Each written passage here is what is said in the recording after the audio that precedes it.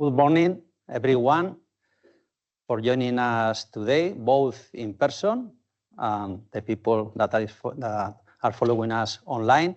It's a real pleasure to welcome you to this workshop titled Ensuring the Integrity of Hydrogen Pipelines. Today, we are here with a clear goal: to share knowledge, evidence, and technological progress that evidence that the hydrogen pipelines complies with the highest standard of safety and reliability, whether newly built or those that are adapted from natural gas pipelines. Europe's energy system is undergoing a major transformation, and renewable hydrogen is a key pillar for decarbonisation targets. That's why ensuring the highest standard of safety, reliability, and long-term performance of the hydrogen networks is essential. Fortunately, we are not starting from scratch. Europe already has a vast and well-established gas network backed by decades of experience in its operation and maintenance. TSOs and distributors, transmission system operators and distributors across Europe, a lot of them here with us today, in person and online, are working together to assess and develop strategies for converting pipelines. There is a strong technical alignment and active collaboration among all these players in order to make it happen. According to the last available projection from the European Commission, each member state has a different strategy for repurposing. And notably, Germany has within its plans a strategy of repurposing up to 60% of the hydrogen pipelines. Apart from that, globally, the International Energy Agency estimates that out of the 37,000 kilometers expected by 2035, one third of them will be repurposed. And according to the latest news, here you have a map with all the projects that are undergoing within Europe. But for example, I will tell you about two recent projects. One is the Shanghai project, an initiative, a joint initiative by 5 gas network operators. It's a study of a 3,400 hydrogen corridor that will pass through 5 member states with a repurposing ratio of up to 85%. It's a study. But there are real projects, like, for example, and here with us we have Enagás. It's a 53 hydrogen repurposed pipeline that will connect the Netherlands with Germany. And from the technical point of view, this pipeline will be prepared to flow hydrogen through it by 2027, in 2 years. So a lot of things are happening. Before introducing Luca, let me say that this workshop is a valuable opportunity to combine the latest technological developments as well as the standardization developments. So now I have the pleasure to invite to Luca Bacchi, Network Technical Service Manager at Enagás, who will moderate the next roundtable discussion, Technical Solution for Hydrogen and Repurposed Natural Gas Pipelines, Perspectives from Original Equipment Manufacturers, Asset Operators, and Research Centers. Please, Luca, come to the stage and the rest of the panelists. Thank you, Igor. Okay, please. And good morning to everyone. And first of all, let me thank Enagás for organizing this meeting. And special thanks to Igor, Ivan, and Claudio for inviting me today, and to our guests. I'm sure that will bring value to this roundtable today, and you all for joining us today by person or online. So I'm sure you prefer I speak about hydrogen, so I start. Let's start from a milestone. If you are a gas operator, you really believe that a big priority is to ensure the integrity management of your pipeline. So what if you change the fluid? So today we start from the big question. What are the potential effects that hydrogen can have on the materials of the pipelines? If we have these answers, we can establish many points. We can establish requirements for the design and the material selection of new pipeline. We can establish the requirements for methodologies for the repurposing of existing pipeline. And then we can build methodologies to properly manage the integrity of this pipeline. In the last year, in the last months, today, there are a lot of jobs on these topics, you know, all the industry, not only the TSOs, but also the pipe mills, the research centers, the university, the testing labs, the design company, the integrity management company, the inline inspection company. And I think that a lot of questions are still available, are already available. And it's nice that today we have the different point of view of operators, laboratories, and asset integrity companies. So let me introduce our guests. We have with us Oscar Ruiz, is Principal Engineer in the Asset Integrity Management Lead Europe for Rosen. Welcome, Oscar.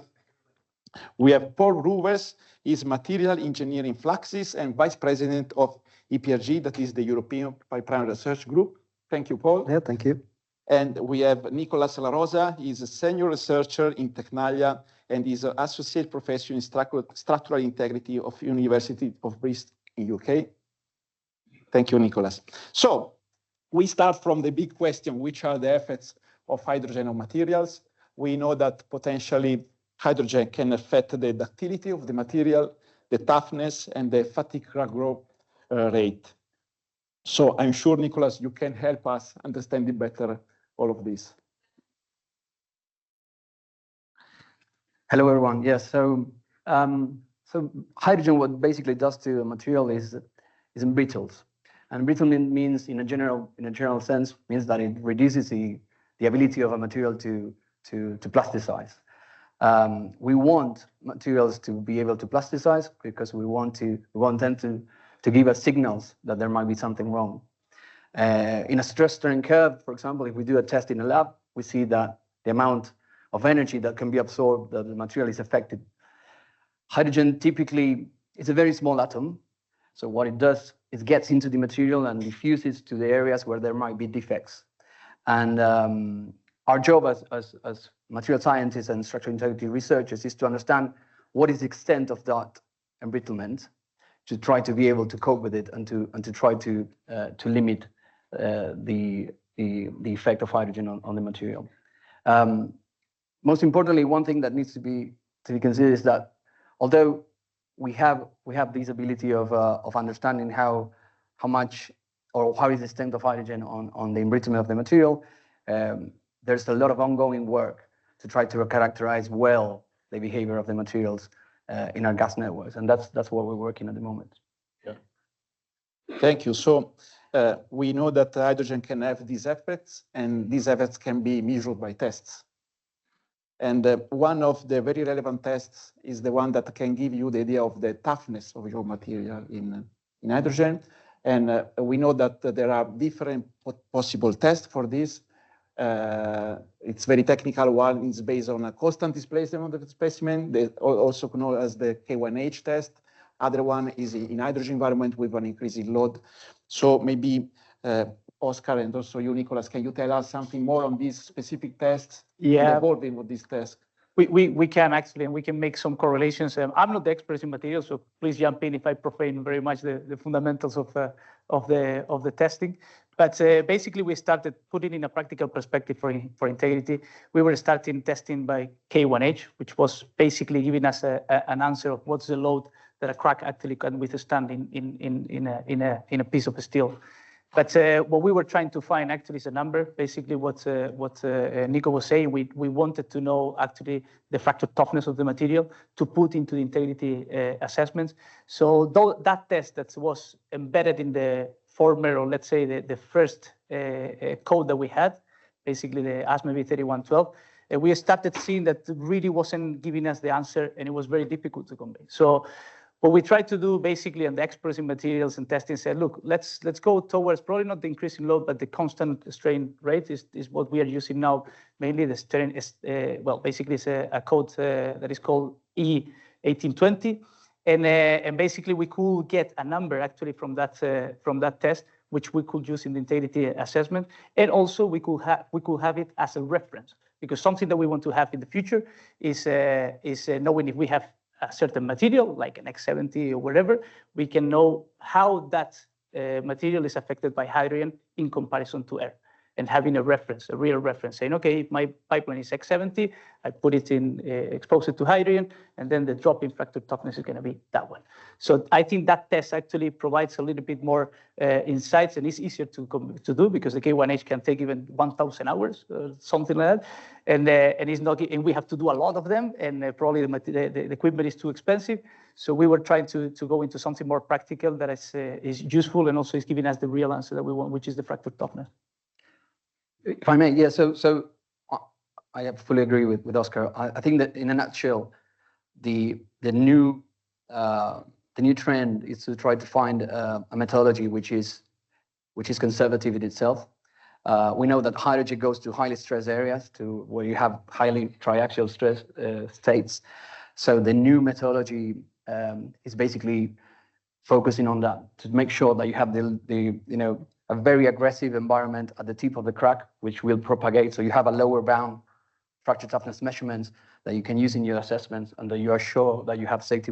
You have a conservative methodology to assess your infrastructure, and that's the main point of it. The K1H and the two methodologies. The main argument is that sometimes for some grades, you are not getting lower bound estimates. And that's why the new trend is to go to this rising load methodology. Yeah. And we know that is also increasing the number of labs that are working on these kind of tests. And so we understand the point, we understand the different results that we can obtain with different tests, but we need also to go in the direction of some standardization. Exactly. I know, Paul, that also EPRG has already written a first guidelines for the testing of steel in hydrogen toughness with increasing load. That's very important. And what is doing EPRG in this? So when you want to repurpose a pipeline or build a new pipeline, what you do is you look at the existing standards like the SMB 31.18. And when we looked at it, we found that the requirements in there are more coming from the sour gas business, not from tests. So they're very severe. So what EPAG did is launch a large small-scale test program just to define this fracture toughness testing, and on different materials. That's on modern pipe, on vintage pipe, on sour gas material, non-sour gas material, and even on welds. The idea is to get a uniform test protocol for these tests, to be able to qualify then material for these pipelines. And so when talking to Sandia labs and also the tests we're doing at DNV in the States, we found that if you look at the test specification, there is room for interpretation. How much should you purge to have the oxygenation, the instrumentation? So there's a kind of room for interpretation. So we're not sure if we do tests at different labs that we get the same answer. So we had this best practice guide where we recommend some test parameters. And now, because we have this test protocol, what we are doing is a round-robin test. So we have made specimens. We send it out to 29 labs, and they will test it following our test protocol. And they're allowed, because we will send them spare specimens to do their own approach, because a lab wants to do much tests and quick. They have money with that. So then they can see it will be anonymized. Sandia will concentrate all the results. Then they can see if they're far from the general trend or not, and if their approach that they use themselves is far off what we propose.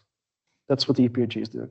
Yeah, I think it's very important that we are sure that the test is conservative, can be done in a reasonable time, but also that you want to be sure that the same pipe test has the same results in all the labs. We know that the purity of the hydrogen, the speed of the test itself are relevant parameters, I think, no?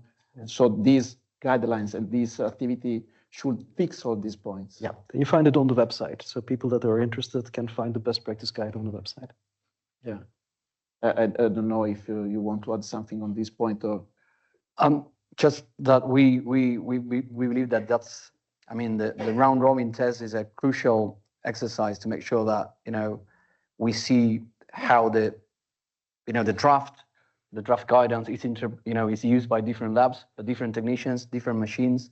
So once we have the results, we can actually make tweaks to the wording, which is sometimes interpretation of a protocol can vary from different persons and different people. So it's and also what is the scatter in the data? Scatter is important because it would be very interesting to see how the different results look from different labs, and then based on that, once you have the the results, you can actually tweak a bit the guidelines in sense of how many tests you need to do, because the number of tests also gives you some more confidence on what is your lower bound. Is it the minimum 3, the minimum 5? It's that's kind of on the go work. And also, I think one of the most important things for the industry as well is that we are seeing this collaboration as well going. So we are basically auditing each other, and auditing means that we have different eyes looking at what we do. Sometimes we do things in one way, and it's our structure and strategy. So having a company actually looking at what we are doing and saying, hey guys, actually you can do this better. Have you thought about this and that? So that's a beautiful exercise that we are seeing now in the industry. It's strengthening actually the hydrogen path that we have ahead. So yes, I think that a lot of initiatives are putting together all the actors, and this round robin test is putting together in the same room also many labs from all the world. So all the heads can think together and arrive to the final solution. It's also a very important.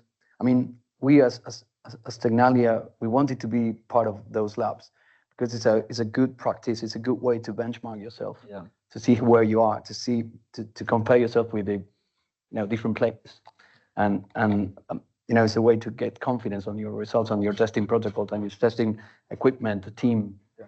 Everyone needs that. Yes. So we are on the good way for that. And okay, so we discussed about the efforts, we discussed about the tests, let's say the standardization of the tests, but maybe Nicolas, can you help us to understand, okay, I am an operator, I do a lot of tests on the material, I characterize it in hydrogen, how can I use the results that I obtain? Right, okay, so modern fracture mechanics, I say modern, but it's actually not modern. We're working with pretty much the same methodologies for the last 70 years. And the approach is very robust. We have been operating nuclear reactors for the last 70 years with no major issues. The fracture mechanics principles are well established.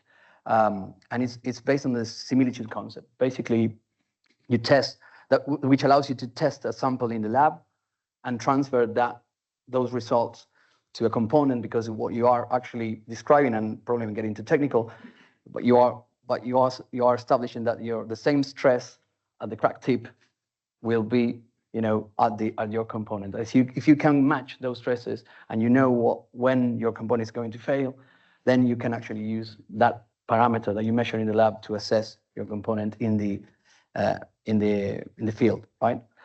So that's one thing. So once we accept that, then basic fracture mechanics is comparing a driving force. Your applied load can be transferred to a fracture mechanics parameter and to a material property. Most work in repurposing is here, trying to characterize well our materials.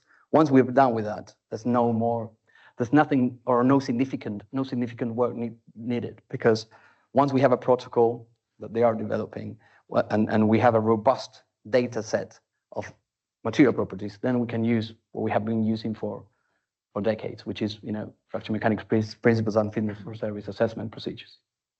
Yeah. I'm not sure if that completely answers your question. No, I think so. I don't know if you want to add some point on that. I think, yeah, at the end of the day, we have to use, I think robust is the question. Integrity management is going to be what is going to be solving this. So the materials part is one part, which is going to go into the assessment, but we have to have a robust integrity management methodology that we can apply and keep on using for the future. For repurposing, a new pipeline. But for repurposing, we have now a challenge where we have to really just use what we have been using forever, which is common sense, is integrity management philosophy, but we have to fine tune it. And that's essentially what Nico was saying. So we are not inventing the wheel, reinventing the wheel here. It's basically reminding ourselves what are the best standards and the ways, the best practices for integrity management, and then apply them. Of course, there are things that we have to know in terms of materials, see if the codes we will talk about later, so the assessment methods actually apply, et cetera, but essentially is carry on with the good work that has been done in the industry for decades. Yeah. Thank you. So we have issues, but we have tests. That means that we can measure the effects, we can set requirements, and we can test them with these destructive tests.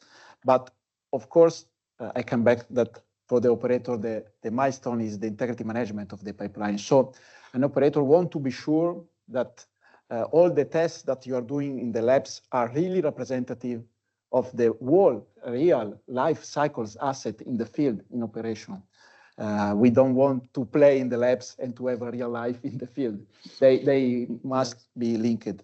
But I know that for that there are a lot of project initiative in Europe, also in EPRG, to do some full-scale tests in order to demonstrate this full-scale behavior, to compare it with the laboratory test. Paul, can you tell us something on what EPRG is doing on that? Yep. So indeed, we're a bit unique in that because we were always questioning, is the small-scale test result representative for the full-scale behavior?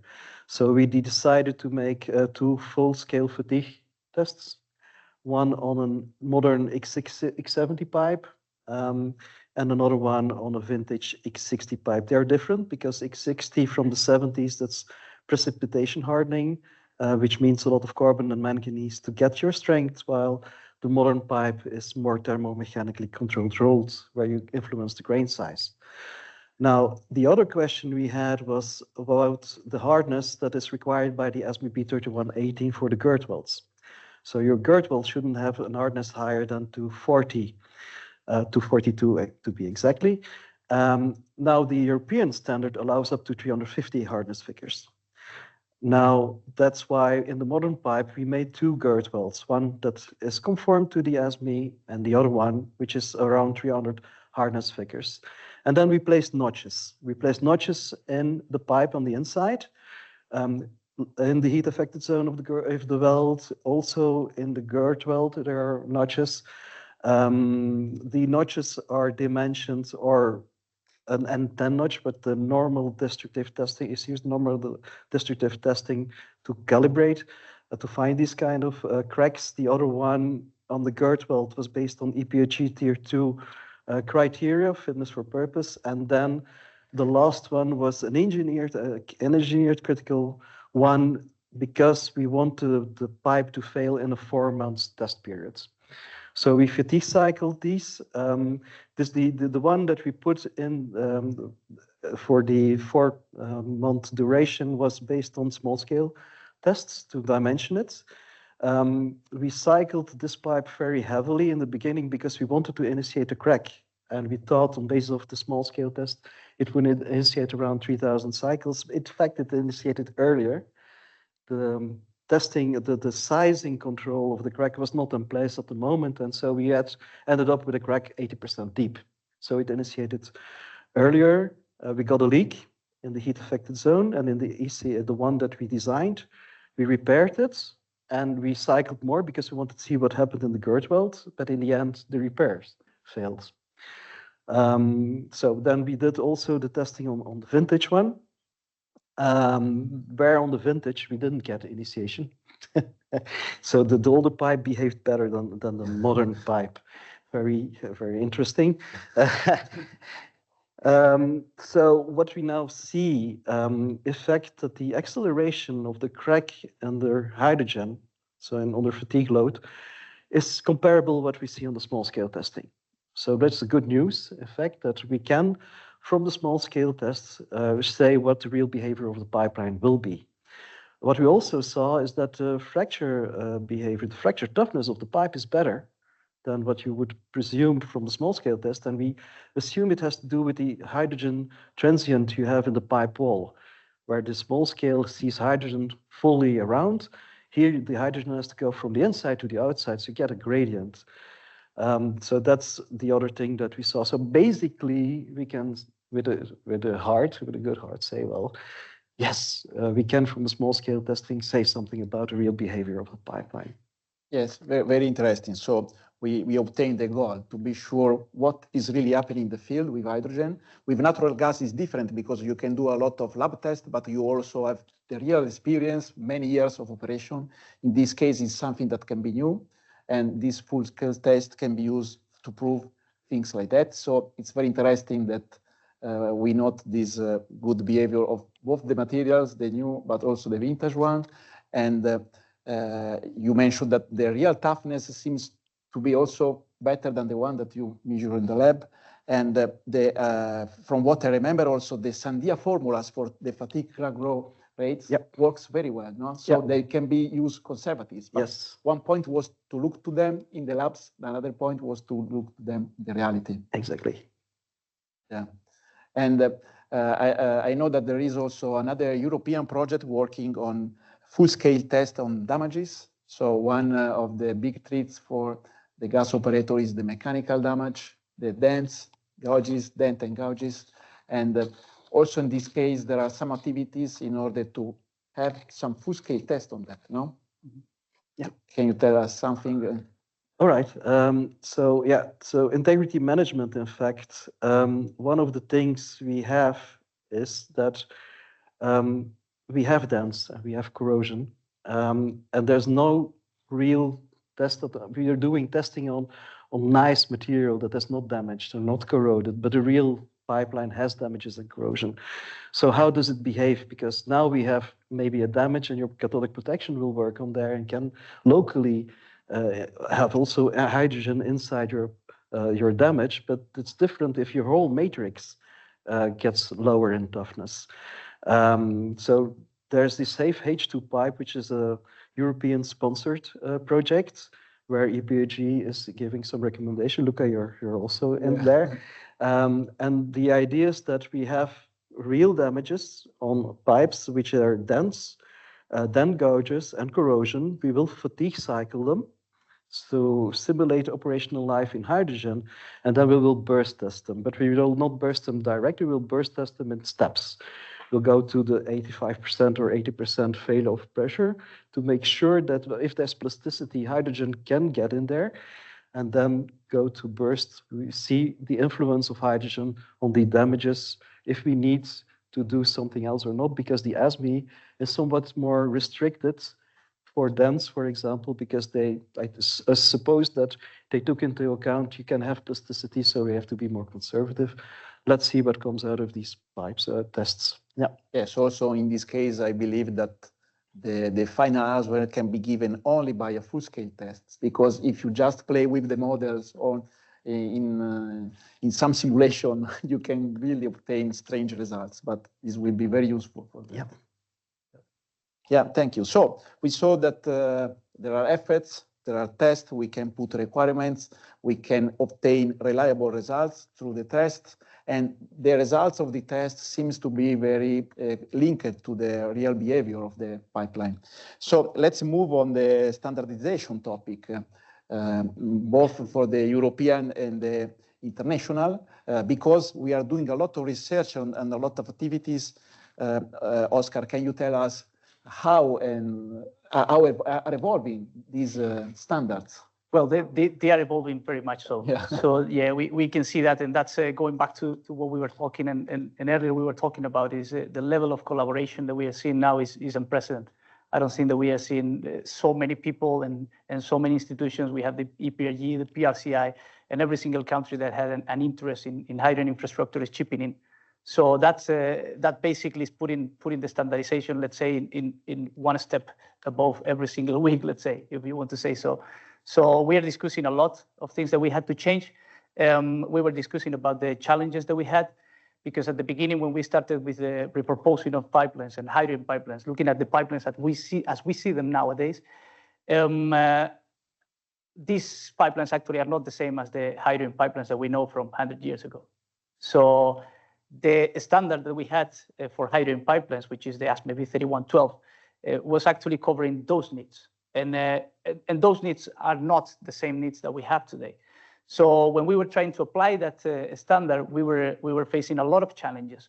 It wasn't practical. We could not apply it. We didn't know how to demonstrate our pipelines will be fit for purpose by using that standard. And so then we had to really say, okay, look, guys, let's sit together, see where we can or what we can take from that standard, what gaps do we have, and what additions we have to make. So everyone started looking at this from a very holistic perspective, let's say, and every country started putting a different standard. So we can see the Australians, Europeans, the British. We see many people actually European. So the EPRE actually started putting a white paper and making a lot of effort. So what we did basically is taking the B3112 as a reference and saying, okay, what do we need to do? And we created a consensus engineering requirements, which is an interim document that is going to go into an appendix in the ASME B31.8, which is for natural gas transmission pipelines, B31.3, which is the piping, and B31.1, which is the power piping. So basically, just to be realistic, that our pipelines actually are basically designed and operated against those codes, not the B3112.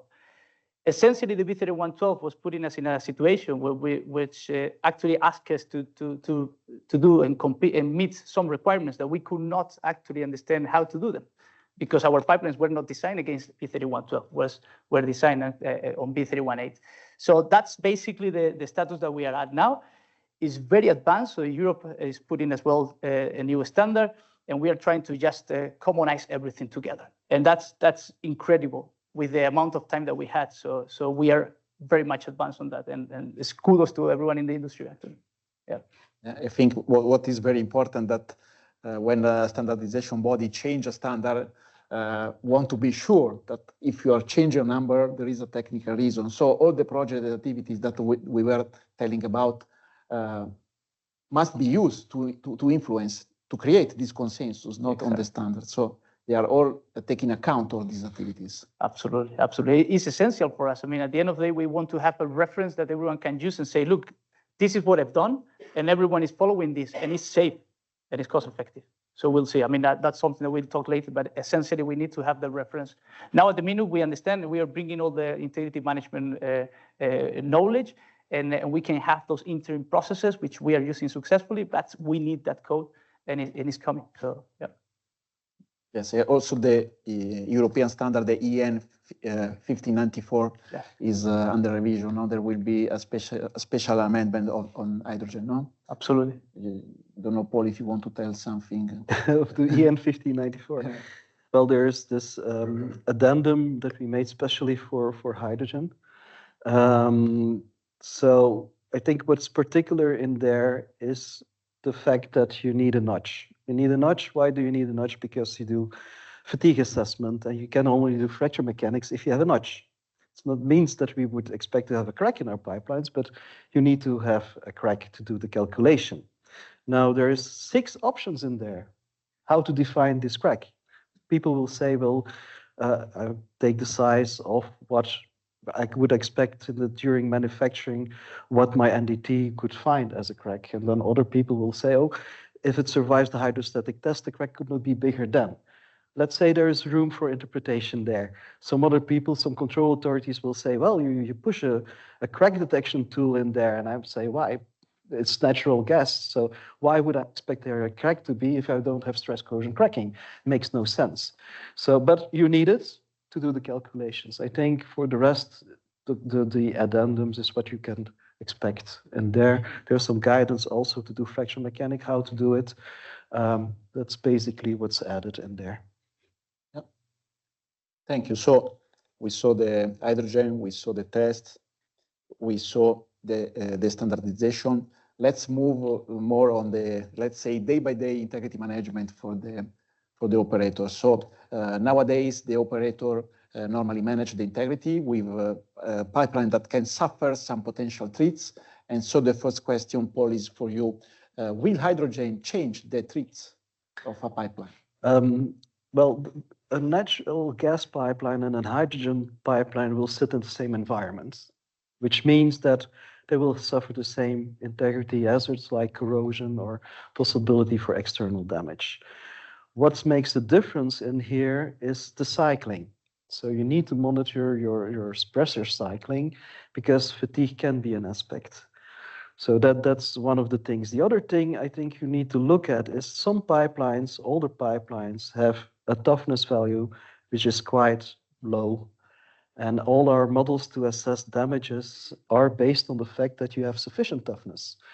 Now, if you have a pipeline that has 60 joules, Sharpie toughness value, you put hydrogen in there, you expect to have 30 joule, then maybe you're not fulfilling the requirements of your assessment model anymore. So how to assess your corrosion, and that can be function of the type of pipeline you have. Now, how do we detect these things? That's normally to do inspection by ILI tools. Now, hydrogen is a bit more different than natural gas. It's more explosive. So there's some things to say about launching such kind of pig and where your launching station is located, because it's next to a voltage pipeline or something like this. And the other thing is the flows with hydrogen will be much higher. So there will be a speed issue there. There will be need to have speed control for your inspection to be valid. That's one of the things. The other thing that maybe it's interesting is to consider new technologies, because now we use MFL. MFL will say to you metal loss, will not say to you there's a damage there. Now there's something called low field MFL. The low field MFL makes that your pipeline is not saturated magnetically, which means that all residual stresses due to metallurgical changes on your pipeline can be detected by this technology. The thing is, there's an aquarium with a lot of magnetic signatures, and we need to find that signature that corresponds to a damage, because we will have damages we did not detect, and that maybe can wrongly be influenced by hydrogen that the safe H2 pipe will tell us. Another technology worthwhile to consider is eddy current.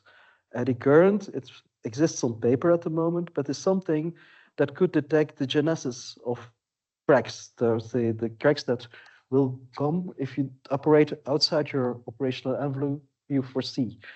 And the good thing for eddy current is it's self-bremsing. So the faster you want to push it, the more it will stop.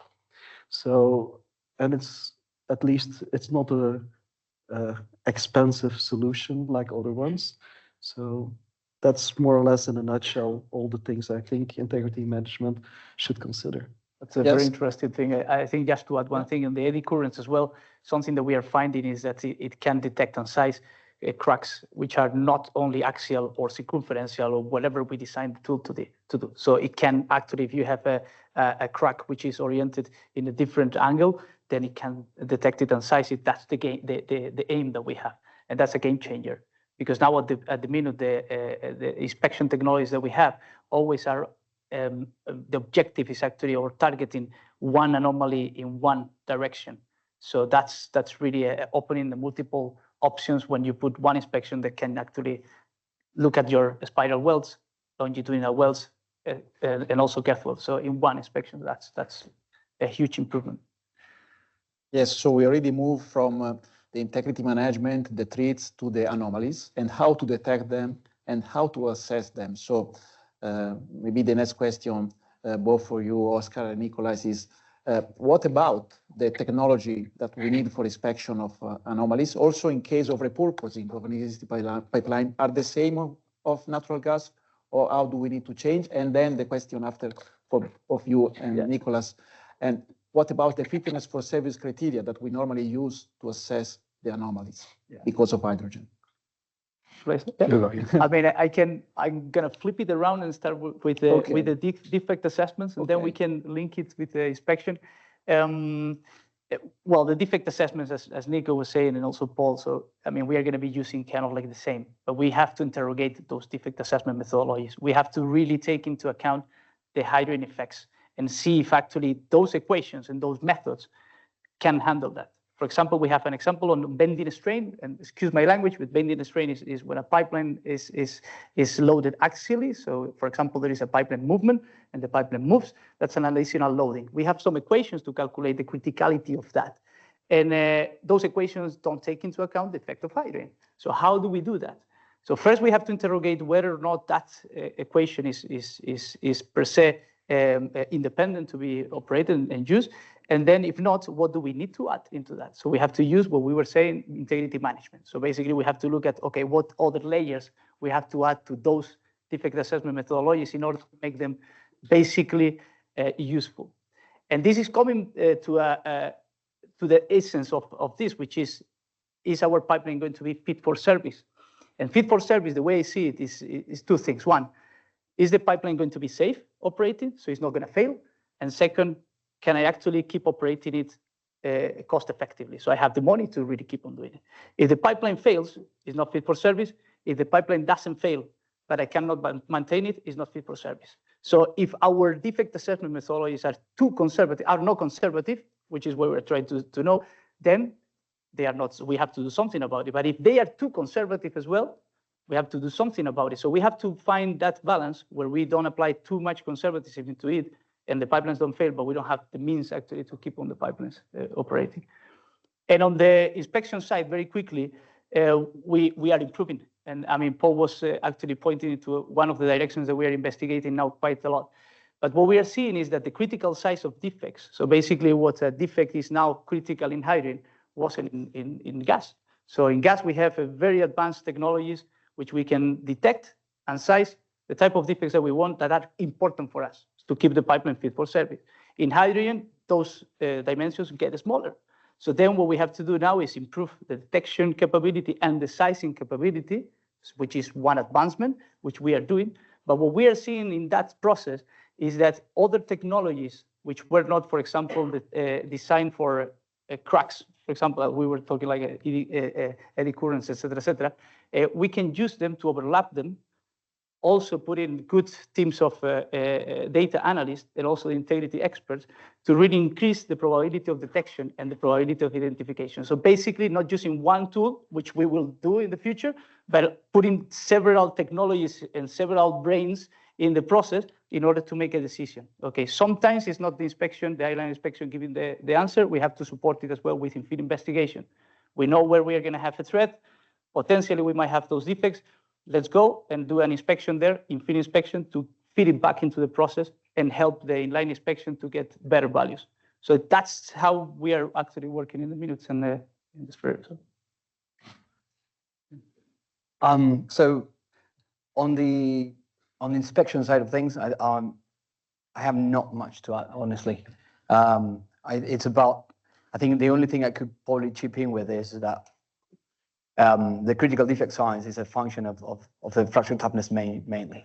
So if we know our toughness and we have a robust way of, a robust data set that gives us confidence on the toughness value, then we will be able to really nail, the requirement. So these are the defect size that we need to be able to qualify our inspection capabilities with. On the FFS side, so the fitness for service side of things, I think a lot of the design codes are based on rules which kind of expect some sort of a behavior from the material. So these are rules which are expecting the material to behave in a certain way. And that's why they might or might not work in hydrogen environments. But when we get mechanistic, if we understand exactly how the material will behave in the environment, we can develop new rules and we can develop new, or adapt the rules that are actually being used at the moment to try to match that type of behavior. So it's all about really understanding how the material behaves and how the material is going to react to the new environment. And that's basically most of the work that we are doing at the moment, is trying to understand better that behavior in hydrogen. So that's very interesting. The knowledge of the behavior of the material in hydrogen should be used also to design the detection technology and to design the methodology that you use to assess your asset. Yeah. Because it's only, roughly speaking, it's very easy to fit a curve, right? But you feed a curve and then you develop some sort of an equation, but that curve is limited to the actual, domain of your sampling. So if you are actually able to embed mechanistic behavior within your formulation, then it's kind of material and environment proof. Yeah. So it is challenging, but that's where we are aiming to. Yeah. So we have seen the test. We have seen something about the integrity strategy, about detection and fitness for service criteria. So let's arrive to the final question that I have for you all in the last minutes. So today I want to repurposing an existing pipeline to hydrogen. Which are the key steps that I have to follow? I can maybe say something. Know your pipeline properties. And by that, I mean, if you look to our approach will be different depending on when the pipe was built. Everything before 66 will not be repurposed to hydrogen. Everything built between 66 and 83 will be very severely downgraded in load. It will be 20% of the ultimate tensile strength, which comes from EGA, because we don't know exactly what the effect on the toughness will be. Then, depending on how well our pipeline is documented and on the damages we have on that, because some pipelines, you have cracks, you don't want to put hydrogen in there. If you're well documented, then you can go to option A. That's what we will do for everything which was built up to now. What is built up to now will be constructed to option B. And why these options? Because we deal with a control authority that obliges us to use a standard. And what's exists at the moment is this ASME B31.18. Well, I'll summarize more or less how we approach this is what Paul said. Know your materials, know your condition of your pipeline, demonstrate that it's fit for service so you can operate it cost effectively and safe, and then demonstrate that it's going to be a LARP. So the risk that you're going to have in your pipeline is as low as reasonably possible. And that's essentially what it is. 4 steps, but basically, essentially, you have to understand what pipeline you have. Not all pipelines are the same. Every pipeline is going to be different. So we need to really, really understand to the core what type of materials and what condition and how our pipeline is going to behave in hydrogen. Thank you. Nicholas? I have nothing to add because I probably would ruin it. But I would probably say is that we are confident that we can actually do this because we have tools that prove useful in the past across industries, across environments, and it's more about what they've been saying is understanding what is your material, how your material behaves in the environment. I think that's a key message.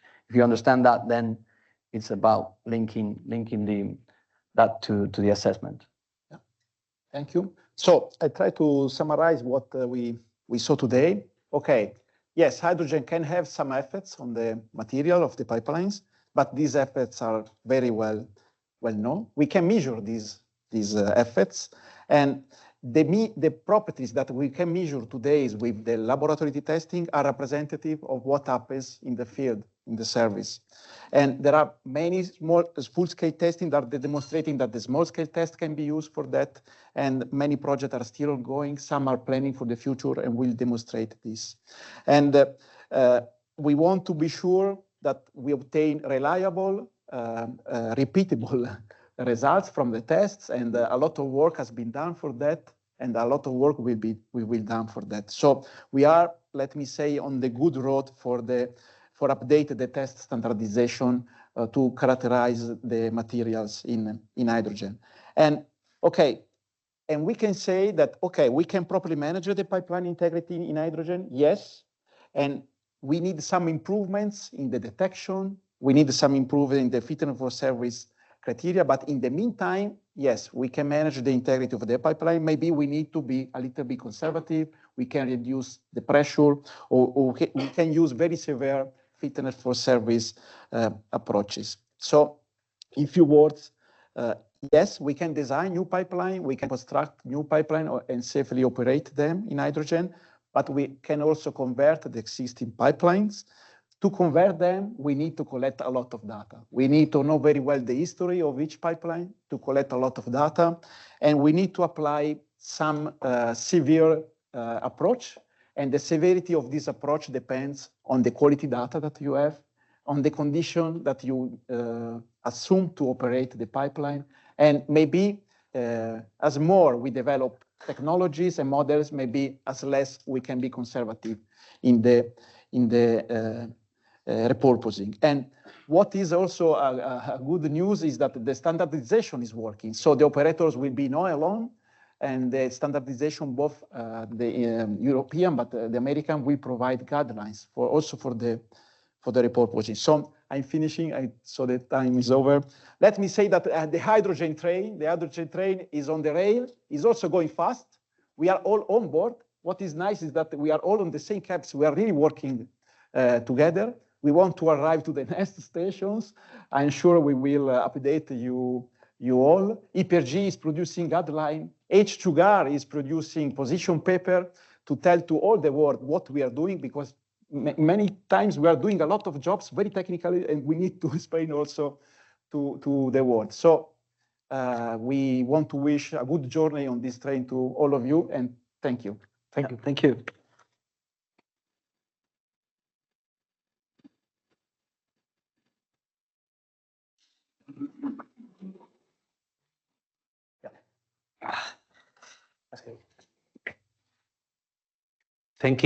Thank you very much for sharing with us such interesting technical knowledge. To be honest, I feel very confident knowing how much control and insight you have over this material.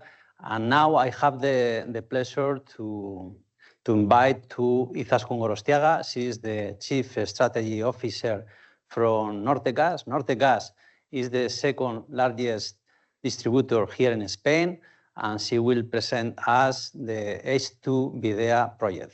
Please come to the stage. Thank you very much.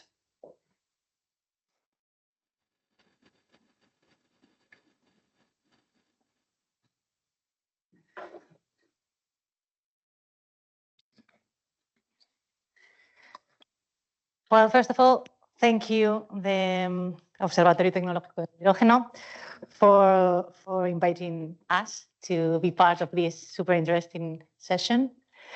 Then, in 2 minutes, I would like to introduce Nortegas for all of you to understand what is our role around all this and how we are approaching the challenges around 100% hydrogen distribution.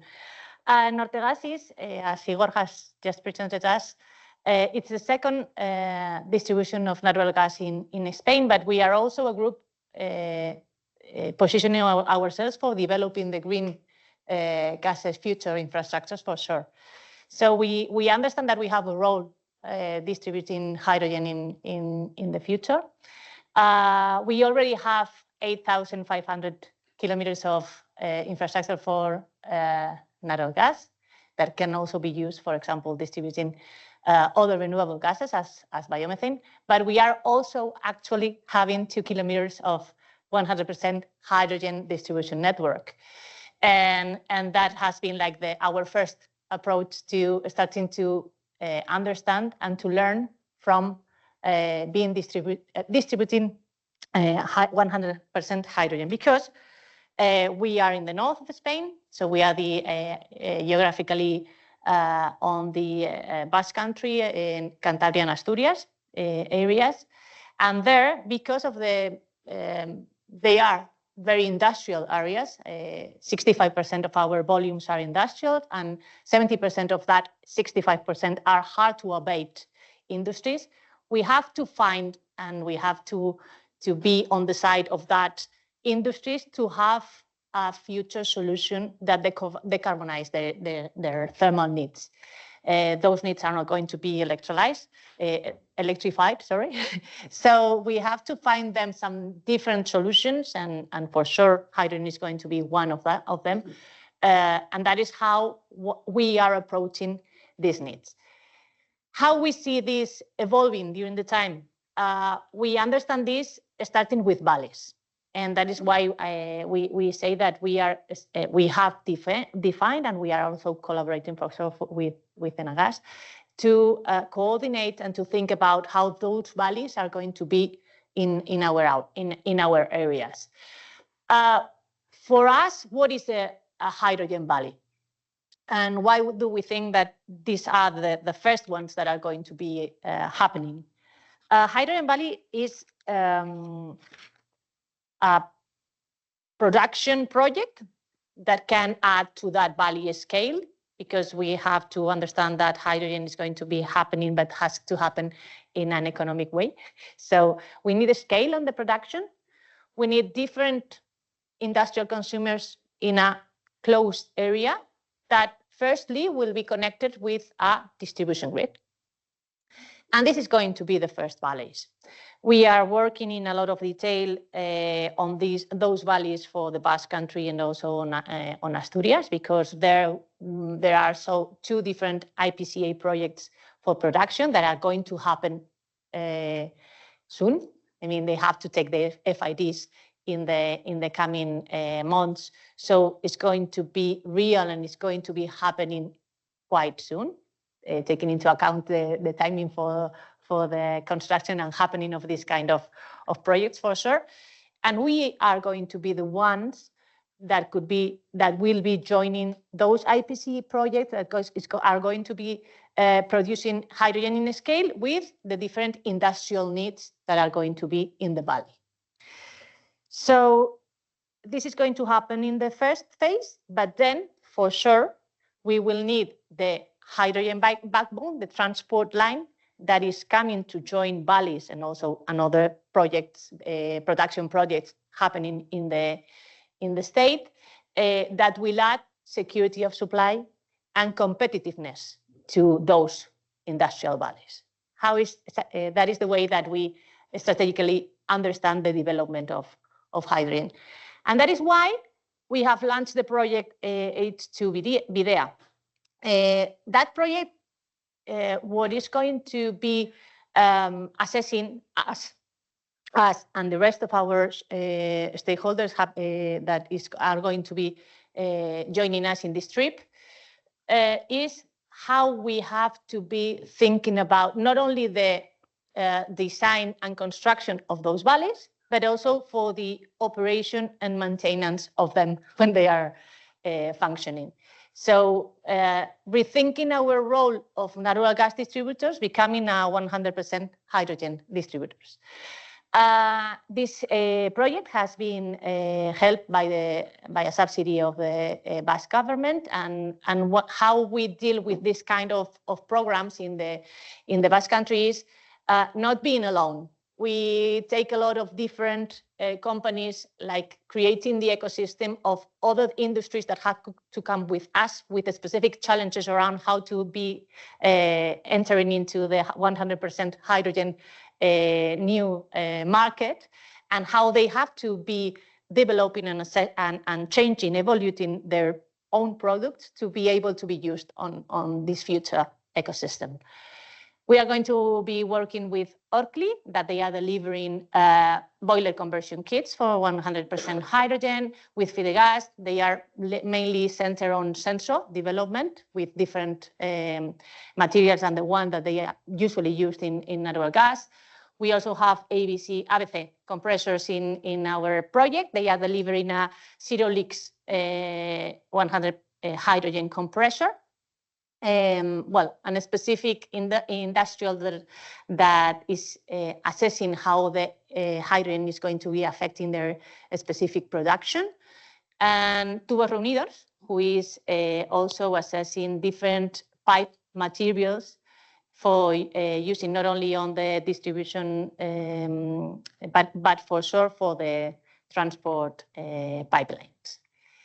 And so they have their own challenges that they are going to be using this project to be developing new solutions. And we are going to be like the tractor one, because we are going to deliver the basis for them to be using their specific developments. What is Nortegas going to be doing in A2BDA? Well, on one hand, we are going to deliver a customized modeling of the valley, because we are not used to operate isolated grids. I mean, we are used to be working on grids where the gas comes from the transport company. So we have to think how this is going to be affecting this first phase of the valleys operation and the valleys construction. So we are going to develop a digital twin to simulate how that hydrogen valley is going to be created by once, but also evolving during the time, because we have to simulate and be prepared for different operation needs during the hydrogen valley evolution. There we are simulating the electrolyzer generation curve, customer demand curves, how the pressure and other variables are going to be behaving during the transitions, because we have to prepare what kind of size and location for the storage until the backbone comes, for example. How we have to establish or define startup curves for the different customers that will be joining, not all of them at the same time. So we have to understand how this is going to be evolving during the time, and give us a tool that can help us during the design phase, but also during the operation phase of the grid. Then,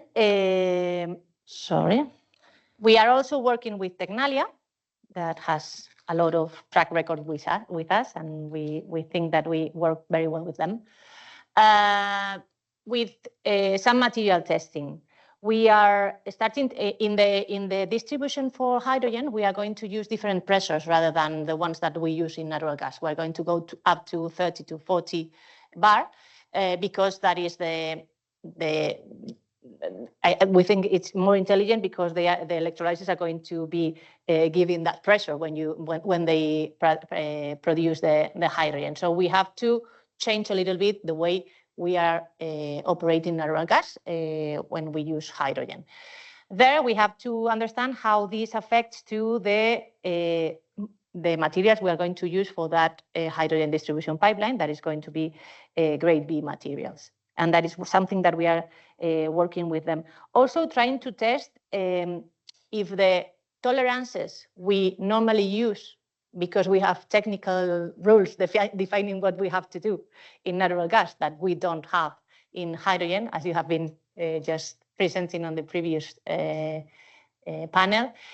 We have to understand if the welding tolerances we use for constructing in natural gas are the same that we have to be using when constructing in hydrogen, or if they have, I don't know, a heat, a defect that we know how to deal with that normally in our natural gas operation and construction. What happens when we come to the same kind of decisions in a day-to-day basis when we are dealing with 100% hydrogen? And finally, we're going to build a loop. We love loops. We love to test that physically. And I think that is super interesting, not only for the technical itself, but also for something that is, I think, important in the companies, that is the sharing on all the people who work on this and who believe and who needs to have their own comfort around what we are going to be doing in the short term. So we are going to build up a loop, a 30-bar loop. We are going to review our procedures with, for example, valve configuration. What about the measurement? I mean, the roles we are the ones delivering, that is the distribution roles, how they are going to be affected by hydrogen distribution. And we are going to do it with our internal staff and our contractors. We want them to be touching reality in this loop, because that is the way we learn, and we believe on the results afterwards. We are going to have dynamic autoclaves for material integrity testing. Of course, we are going to test some new pipe materials, as I commented before, with the different stakeholders that they are going to be joining in the project, that they are going to be testing their developments on this loop. And then we want to make also some hot tapping tests. We know others have made them and function, but we want to do it by ourselves. Where are we? Well, we have, sorry for this. Where are we? We have on the modeling part of the project, we have developed the individual models. We have to be, after this, working on the interconnection and also on the graphical interface. That is something that we think is going to be a tool for us for the future, to try to understand how the flows are evolving and the different variables, pressure, temperature, etc., for us to have decisions around that.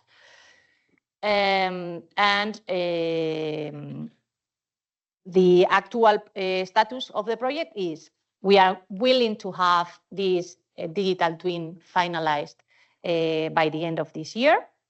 We have just closed the testing lab with Tecnalia on the material phase. And now we are willing to start in the coming weeks the construction of the loop that will be commissioned by May 2026, and that is going to be testing at least up to March 2027. This is what I wanted to share about A2 Videa. Very short. This is not our first approach to hydrogen and hydrogen R&D and hydrogen loops and trying to understand how everything fits with our strategy as distributors. We have been running another project that has been called A2 Sarea during three years. The objective of the project was different, because here we were assessing blending of up to 20% of hydrogen in our actual grids. Everything that we used on the loop was old, okay? So, but I think that this was a project where we also learned a lot as a company and also technically. I mean, not only on the technical part of the project itself. We have run some integrity tests on materials, and I mean, the very super good news is that, for example, for up to 20% of blending, all materials that are on our grid function perfectly with that kind of blending. It's also true that we find something that didn't, that also was like a good news. We have made it in the proper way, so something hasn't functioned 100% well. That were the NBR joints that we have very specifically identified in our network, that if we go to that kind of needs in the future, is something that can be easily replaced. But what I also wanted to share with you is, well, I started the presentation saying what is our strategy and view about the development of the valleys. We are not thinking, because the other panel was around how repurposing affects the transport lines. We as distributors, we don't see really a repurposing of the grid for 100% usage of hydrogen. We think that the valleys are going to be new grids, very short, very delimited by linear linkage between production and consumption. And these industrials are going to be needing at the same time natural gas. So we cannot use the actual networks for that, because the valleys are going to happen soon in the first phase. So we are not thinking that repurposing is the way we have to understand our actual grids, distribution grids of natural gas. Blending, we'll see if it has a sense for specific places for a specific timing.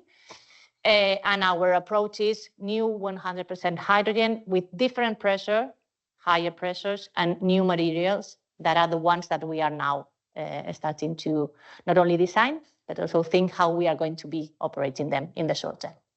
And that is what I wanted to share with you.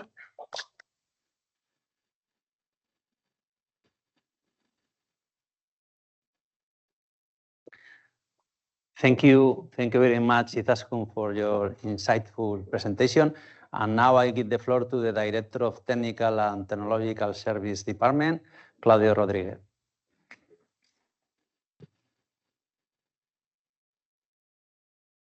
Well, when more than 5 years ago, just before COVID, the main European TSO became to think about the future of hydrogen in Europe, we put on the table all we were developing, all we were analyzing, and we determined a clear gap analysis in order to establish specific tasks that, with a continuous advance, permit us to reinforce our confidence about the future of this kind of infrastructure. On the beginning or soon, we realized that mainly the developing of this kind of infrastructure was a question of scaling. But at the same time, we have clear that the integrity was a transversal aspect that requires going deep about this kind of knowledge.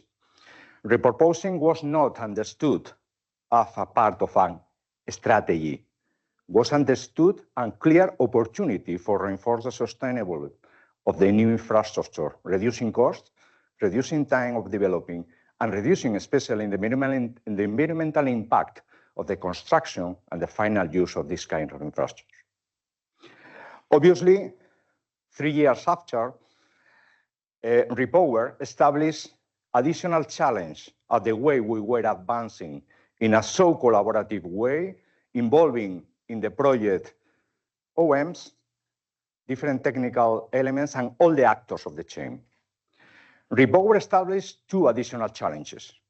The first, the time, 2030, as Igor had mentioned, has a deadline, and the uncertainties, managed uncertainties at the time required for starting up the first pipelines was a challenge. But the most important challenge was Europe changed the role from the way Europe had designed and implement the natural gas market. We were focused not in the national security of supply, was thinking in corridors, integrating markets. So, a common point of knowledge. We have to develop network codes. We have to understand in the same way the availability and the viability and the integrity of the new assets. So only from the collaboration is possible to get this challenge with, from a point with a safety, environmental, and efficient point of view. The third table is a clear example where we were 5 years after. The success is not only the way we are put on the table the confidence on how the repurposing and the integrity management of the new assets is advancing. It's an example of how the integration from the beginning of the project of the different actors permit us to share data, pros and cons, mistakes, and to have a continuous development of new gaps in order to reinforce the knowledge.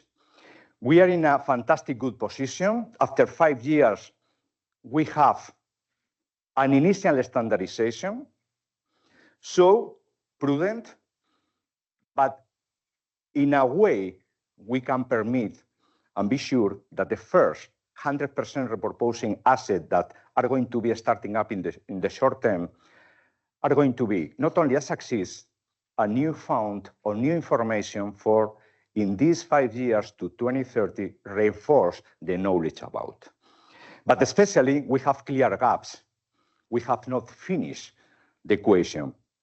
Obviously, the inline inspection tools have to advance because, as we remember at the beginning of my speech, the integrity is a question, a transversal question. We need tools capable of monitoring in the life cycle of the assets, the state, the real estate of the asset. Obviously, I think this is a clear advantage, good news from the transmission side. And it has complete this view, not changing the role between in the classical relation between transmission and distribution. Is going to be a key element for vertebrate the hydrogen in the whole European economic area. So Izaskun has presented the prospective way the distribution, and especially Nortegas, are advancing in how the distribution new networks have to be, but to going in deep about the repurposing and the behavior of materials. Some information that is so evaluable independently if we talk about transmission or distribution actors.